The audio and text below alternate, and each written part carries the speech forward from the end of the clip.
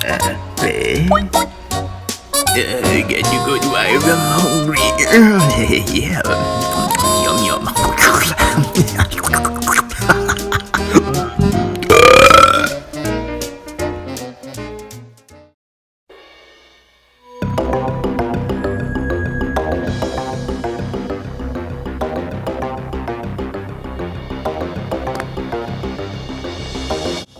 Hey guys, what's up? Steve Sanchez back again. Um, sorry for the quick skit in the beginning, but sometimes I get a little hungry and I just I need to eat. I gotta eat. I just gotta do it.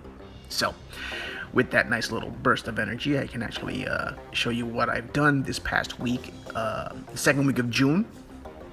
I mainly do these for Patreon, but then I share it with the rest of the world here on YouTube. And I'm working on the Natiri piece. It's an old commission that I need to wrap up very soon and bless it with some Copics. So that was working on the iPad Pro, and then I transferred it over and I did the Lightbox stuff. And of course, we get to see a little bit of Sodom from Street Fighter as I work my Copic magic over here. And then we jump right on over to Malgus. I think it's Darth Malgus. And hopefully I have that right. I'm not used to this character, but it's the first time illustrating it.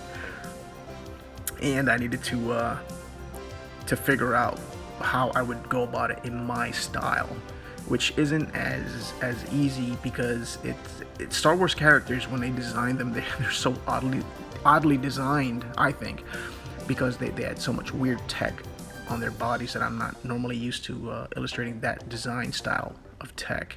So I tried to pop it a little bit more, like make it a little bit more caricature-like, to so I can accentuate those features.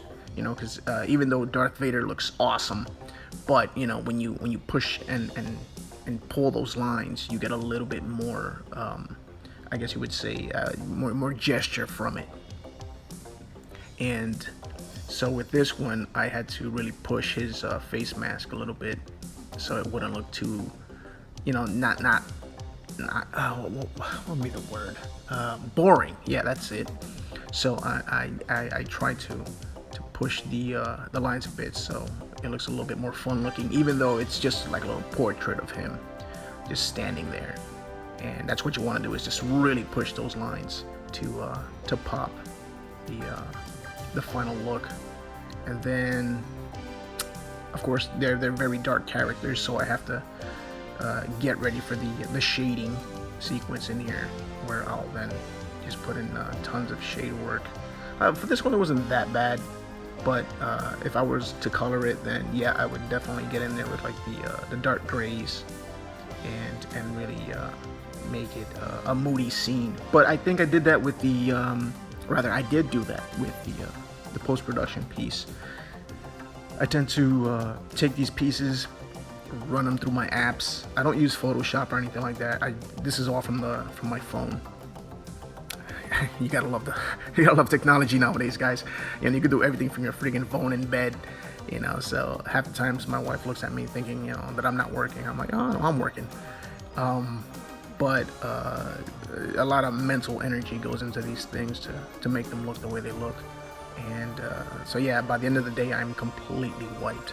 So right now we have the shaded look. As you can see, I sketched in a lot of the darker stuff, and of course there's the post-production work that is up on my Instagram.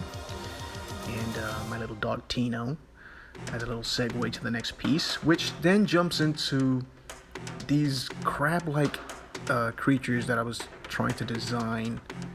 Just a random design. I like to sit down, relax, early in the morning after my coffee. I'm a little jittery, so I like to use that jitter to work on sketches. And right here, this is the actual fun process. This is the part of drawing that I love the most, because you're not thinking too hard. At this point, you're just laying out, you're having fun with the characters. If I was going to do my comic, then this is how I do it. I would literally lay out like 23, 24 pages, depending on what the story calls for. And I would just pop these bad boys out and just have fun. Because then, days later you can come back and fix them up. And not have any worriment that you have to erase tons of lines. and just build upon what you already have. So then at this point we're pushing the pencils to tighten them. These are new characters, so I'm not really sure what the heck I'm really drawing, so I have to be very mindful where all these lines are going so I don't get confused later. But when I do start inking it, then it actually gets a little bit more life, and that's the second part that I love the most, is the inking process, because now that I'm using the Pentel brush pen, it's easy for me to jump in and push and pull those lines with inks and squeeze on the paper a little bit more, or rather on the brush, so the ink just squeezes right out onto the paper, and it really just pops the blacks on there and adds a little bit more contrast, and the shadows just get filled in faster. So I am a little bit faster with the Pentel brush pen as I used to ink with the Copic multiliners, which I do love Copic multiliners, but the Pentel brush pen really aids in the speed process, because at this moment I do need a little bit more speed, although I do take my time when I do pencil and ink. But what I mean is I don't take forever to fill in my black areas, so I can actually focus on the line art, and then if I need to fill in an area that needs to be black quick, I don't have to switch over to another brush just to knock out the big old black areas. So it creates a nice simplicity for me when I'm illustrating or inking with the pen. I also use it for illustration as well, because it just lends itself perfectly. The tip, you can control the line thickness, and it helps out so much. So let's see what I'm drawing here. Okay, so I'm doing some type of spikes near his chin, and then I fill all that bad boy in there. See, that's exactly what I'm talking about. I can just jump in, not worry about, is this line right? Is this shadow in the perfect area? I already know it is, because it's right underneath his chin, so I know where the light source is and where I'm going to be playing all of that light source. And just to knock out all of that within seconds is, for me, it's amazing. So that's where the brush really shines for me. And of course the refills, the FP10, you can get them up on Amazon.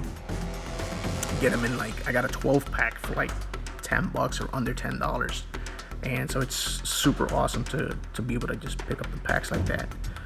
I've never tried to refill the pen itself with the Speedball. I did pick up a Speedball, 16 ounce, I believe, and I mean, I got enough ink for days. So let's see where this is gonna carry me right now. Wrapping up the back, throwing in some detail. And for the detail work, the marker really shines as well, or the pen. I shouldn't call it a marker. It really kicks some major butt right there. Let's see what else we have. So I tend to just go at this for a bit, and I just rock and roll with all the textures and the tones in there.